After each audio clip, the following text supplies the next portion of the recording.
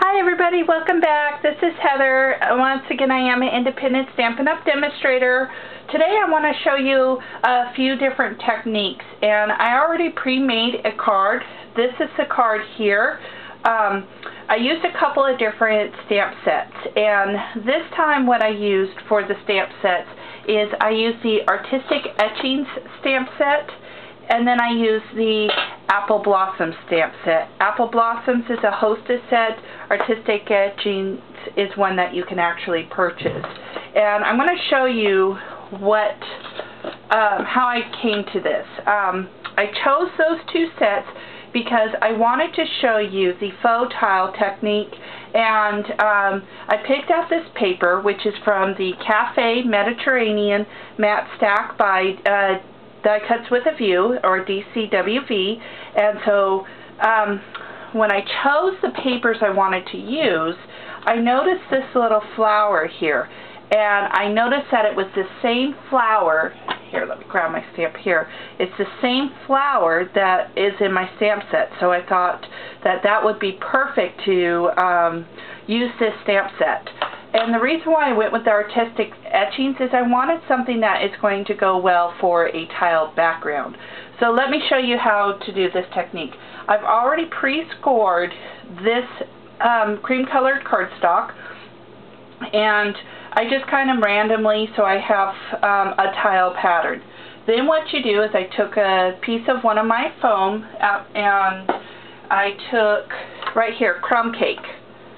Let me go ahead and open it up here, and then I just dip my sponge into the ink. Now you can see I used my sponge several times. I kind of dab a little bit off, and then I will start kind of in the middle of one of the tiles, because if you've ever looked at like a tile floor, it's not even, and it looks a little grungy in some places. And so that's what I did. So I just kept going till I got the desired look. And you want to do in the middle because you want to make sure that your grout lines still show up, which is the areas that you've actually scored. I used a paper trimmer with a scoring blade on it. You would get a much better effect with a bone folder because you would get wider scoring lines. So that's how you start with the base. Then once you get it how you like it, I took the same crumb cake ink, and I took my medallion stamp that I used in my previous videos, and I just inked it up. And then I did my stamp off effect, or technique. So I stamped off, picked a place, and I started stamping. Stamp off, and let's see here. I'll go across this way.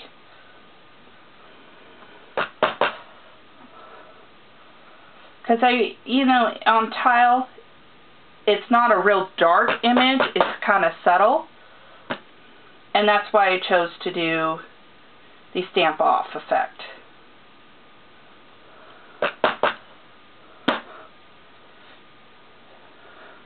And I just kept going till I have a pattern that I like on here, something to that effect.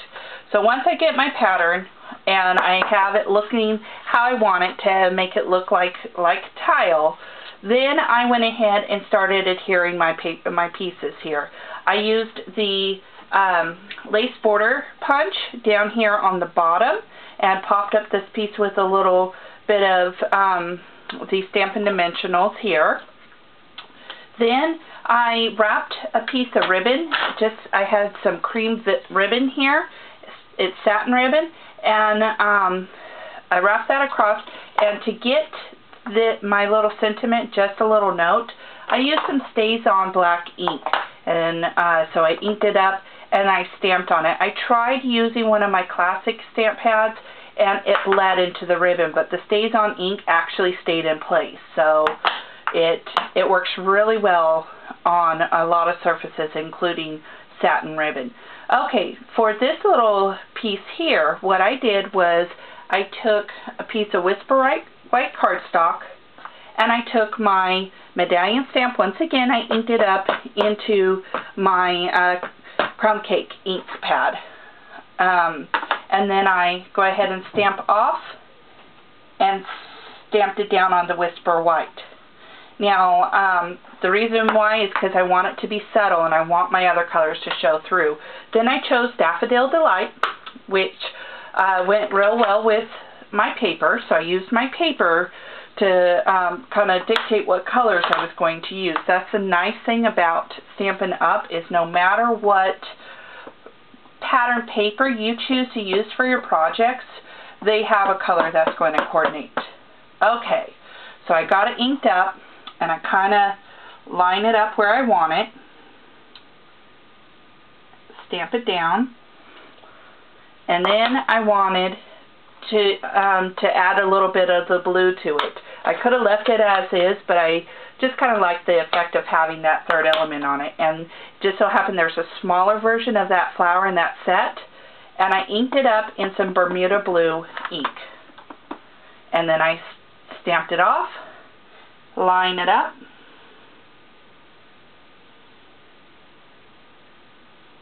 stamp it down,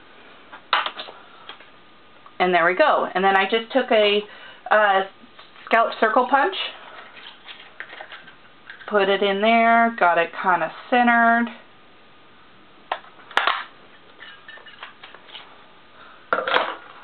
That's a 2-inch scallop circle punch. And there I go. I have my little piece that I used here. So that's how I made the card, and then I just attached it to my white card and rounded the edges. So I hope you liked today's techniques that I've showed you.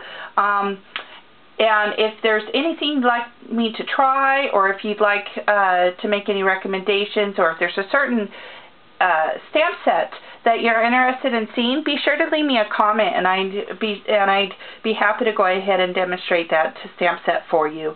Thanks for joining me, and we'll see you next time.